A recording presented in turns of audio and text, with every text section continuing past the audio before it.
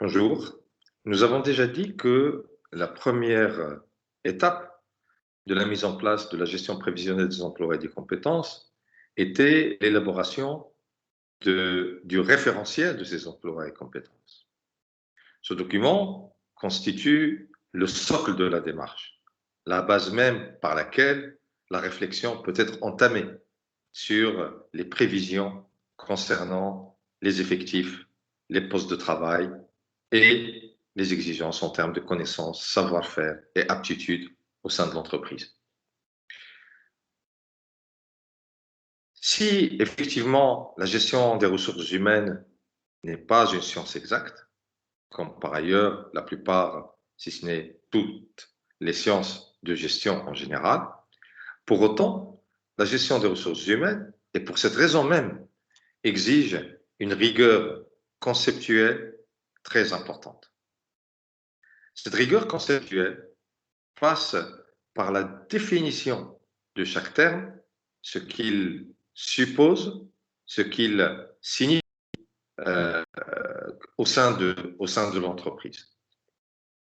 Et dans ce cadre-là, le référentiel des emplois et des compétences permet effectivement la définition d'une manière précise d'un certain nombre de concepts essentiels en matière d'organisation du travail et en matière de gestion des ressources humaines. Premier concept autour duquel nous devons parfaitement nous mettre d'accord, c'est celui de situation de travail.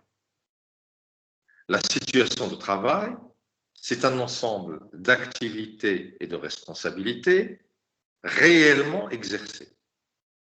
C'est quelque chose que nous pouvons parfaitement observer dans tout espace de travail, qu'il soit entreprise ou administration ou chantier quelconque de construction ou autre.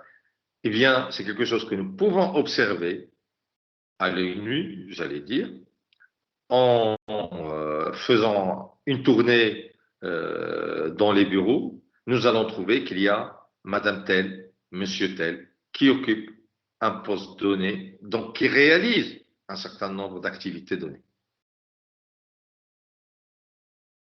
Ce couple personne-poste est la seule réalité observable. La seule réalité observable. Tout ce que nous trouvons au sein du référentiel des emplois et des compétences n'est pas une réalité observable. Il n'y a pas quelque chose qui soit une réalité observable dans le référentiel des emplois et des compétences.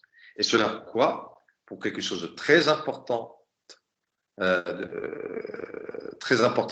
nous avons parlé déjà, c'est cette idée que dans le référentiel des emplois et des compétences, dans le poste de travail, nous définissons ce qui devrait être fait et non ce qui est fait dans la réalité. Et c'est pourquoi nous avons dit la dernière fois que nous devrions parler de définition de poste et non de description de poste, parce qu'en réalité, on ne décrit rien. On ne décrit rien. On définit. On définit le travail prescrit, le travail tel qu'il devrait être fait et non le travail tel qu'il est fait. Alors, de ce fait, nous allons définir, dans le cadre de ce que nous faisons dans le cadre de ce cours, trois concepts autour desquels nous allons, j'allais dire, nous fédérer d'une manière commune pour avancer dans le cadre de ce cours. Je précise aussi que ces notions de post-type, d'emploi, de métier, peuvent être définies de manière différente en passant d'un poste, peut-être d'un cabinet à un autre ou d'une entreprise à une autre.